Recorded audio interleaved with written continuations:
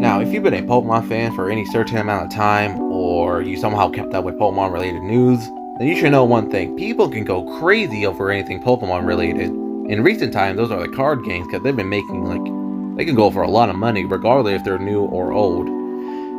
But I think I found the most extremist example of this case, and as you can see right here, a man was sentenced to 3 years in federal prison for a Pokemon card. Now, there's obviously more to this story, so let's find out. Now, the perpetrator of this case, his name is up there for anyone who wants to know. I don't know how to pronounce it, but yeah, there's his name. I'm just going to call him V. Now, V here is going to jail not because he bought a Pokemon card. No, he's going to jail on how he bought it. And it wasn't from his own pockets. It was the pockets of Congress. Yeah, so he took money from the Economic Injury Disaster Loan, which is given out by Congress to small businesses that supported 10 employees or so. You know, it's supposed to help them pay their workers' salary and rent and whatnot. But no, V here, instead of being a good boss, decided to use some of that money to buy a Charizard card. Specifically, he used $57,000 of it.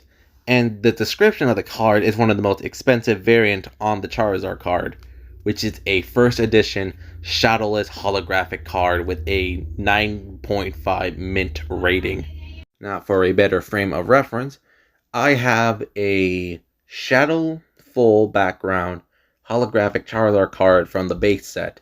This thing can go over for $200 to even $1,000 plus if you want to push it that far. But this thing, compared to its shadowless variant and first edition variant, this thing is pretty cheap in comparison. But back to our story at hand here.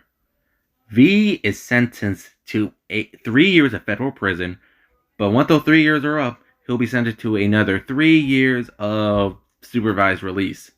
He also had to pay back the $85,000 in restitution, with another $10,000 on top of that, meaning he had to pay back in full $95,000.